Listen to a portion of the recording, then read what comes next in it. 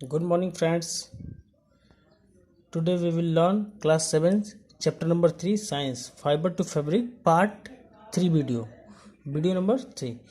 Part 2 के video में हम लोगों ने फाइबर्स से ऊन कैसे बनता है इसके 6 स्टेप्स होते हैं। उन 6 स्टेप्स के बारे में हम लोगों ने पढ़ा था।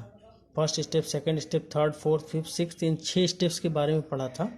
और उन 6 स्टेप्स से कैसे कंप्लीट ऊन का स्वेटर या शॉल कैसे बुना जाता है ये सब पढ़ा था। अब इसके बाद हमें इस वीडियो में सिल्क के बारे में पढ़ना है। तो सिल्क भी एक फाइबर है और इसके बारे में पढ़ते हैं। तो silk fibre are also animal fibre, यानी सिल्क फाइबर जो है वो भी एक एनिमल फाइबर है। The rearing of silk worm for obtaining of silk is called sericulture, यानी जो सिल्क वॉर्म पाला जाता है, रियरिंग मतलब पालन, जो सिल्क का पालन होता है, उस पालन के द्वारा, सिल्क पालन के बाद जो हमें सिल्क मिलता है, सिल्क प्राप्त किया जाता है, इस प्रोसेस को यानी इसकी खेती को क्या कहते हैं? सेरीकल्चर कहते हैं। यानी जैसे हम लोग एग्रीकल्चर होता है वैसे सेरीकल्चर होता है। सेरीकल्चर में सिल्क के कीड़ों को पाला जाता है और उससे सिल्क प्राप्त किया जाता है। सिल्क प्राप्त कर लेते हैं। अब सिल्क प्राप्त करने के लिए जो सिल्क के कीड़े होते हैं उनका लाइफ स्टाइल कैसा होता है या वो कैसे रहते हैं, तो इसके बारे में हम लोग थोड़ा सा देख लेते हैं। Life history of silk moth, यानी सिल्क मोथ जो होते हैं उनके life history. The female silk moth lays egg from which hatches larva which are called caterpillars, यानी जो फीमेल सिल्क मोथ, हम लोग सभी जानते हैं कि जो हम लोग फीमेल होती हैं वो फीमेल ही ज़्यादातर अंडे देती हैं।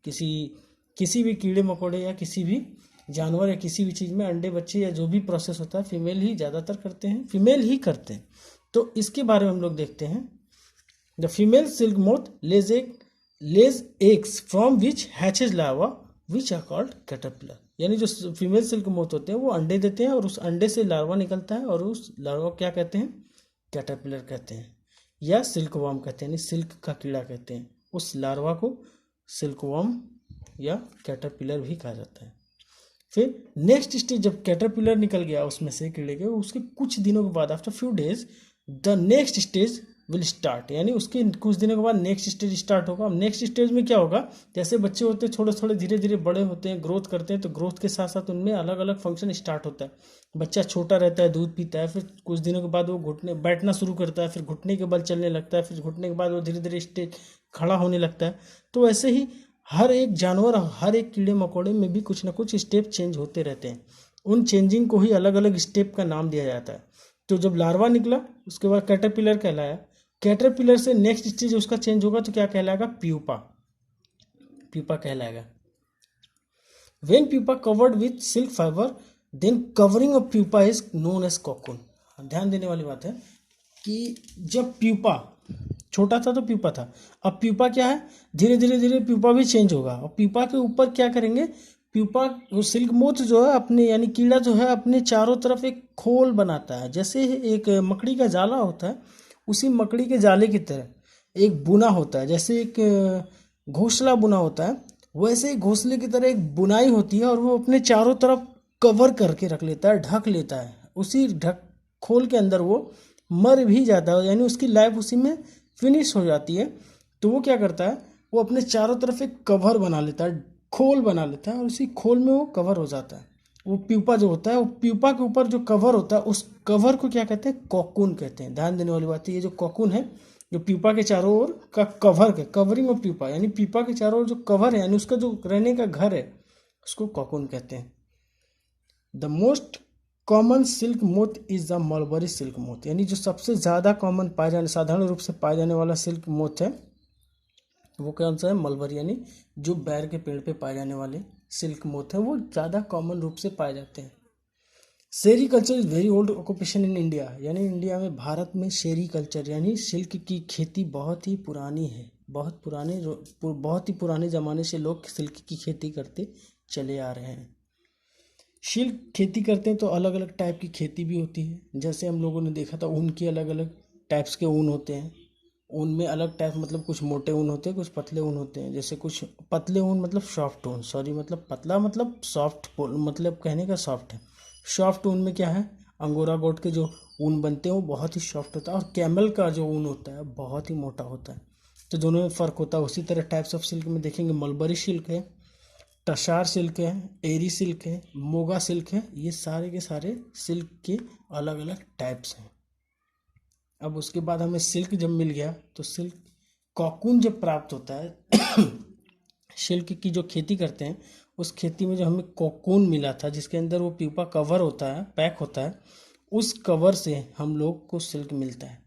यानी वो बुनाई होती है, मैंने बताया कि बहुत ही पतले धागे की तरह रचना होती है, बहुत ही पतला धागा उसके चारों तरफ कवर होता है, वो मकड़ी के जाले की तरह होता है लेकिन बहुत ही स्ट्रांग होता है, तो वो सिल्क का धागा होता है।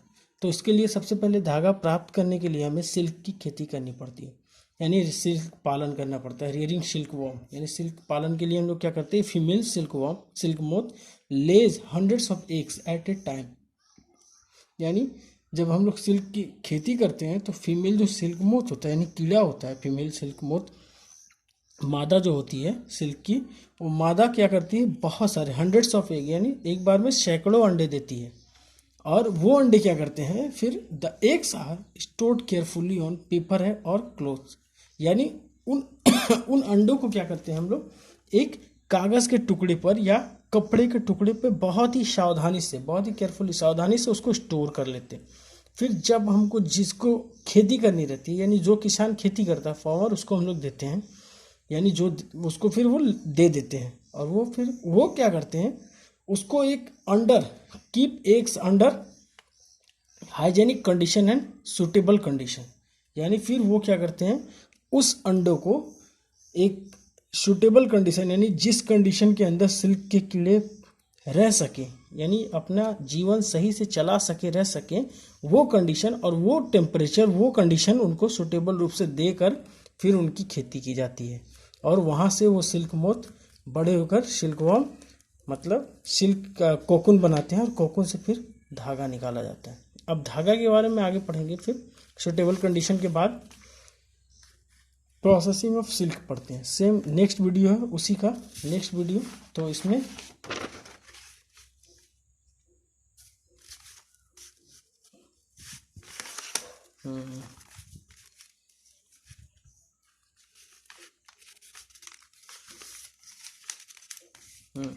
देखते हैं processing of silk. Processing of silk मतलब सिल्क कैसे बनाया जाता है उसके बारे में देखते हैं। A pile of cocoon is used for obtain silk fibre. यानी जो कॉकून का एक टुकड़ा होता है, यानी कॉकून जो होता है गोल करके, वो कॉकून यूज किया जाता है सिल्क फाइबर बनाने में। The cocoon are kept under the sun or boiled. यानी उस कॉकून को सूरज में धूप में रखा जाता है और फिर उसको उबाला जाता है। फिर उबाला जाता है, the silk fibre separated out. जब उसको उबालते हैं तो उसमें से सिल्क के जो फाइबर होते हैं यानी धागे जो होते हैं वो धीरे धीरे धीरे धीरे करके अलग हो जाते हैं। सेपरेट मीन्स अलग होना, तो वो अलग हो जाते हैं। The process of taking out threads from the cocoon for use as silk is called reeling the silk. यानी इस प्रोसेस को, जिस प्रोसेस के द्वारा उसके कॉकून से उसके सिल्क के धागे अलग किए जाते हैं, उसको रियलिंग द सिल्क कहा जाता है। इस प्रोसेस को रियलिंग द सिल्क कहा जाता है। It is done in A special machine.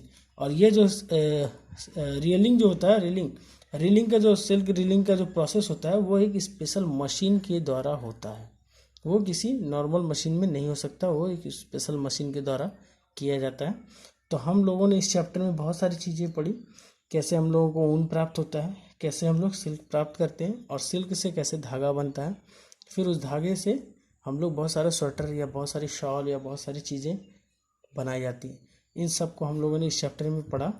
अब इसके बाद हमारा नेक्स्ट चैप्टर नंबर 4 पढ़ेंगे नेक्स्ट वीडियो में। ओके, अब इन वीडियोज़ में आप लोगों को जो भी दिक्कतें हों, जो भी परेशानियाँ हों, आप बिल्कुल पूछें, कमेंट करें और लाइक करना ना भूलें। लाइक और शेयर ज़रूर करें और सब्सक्राइब करें हमारा चैनल इसी तरह से और सारी वीडियोज़ जानने के लिए, ताकि हम आप लोगों तक ऐसे ही अच्छे अच्छे वीडियो बनाकर भेजते रहें। इसके लिए हमारे चैनल को सब्सक्राइब करें और लाइक करें। Okay, bye.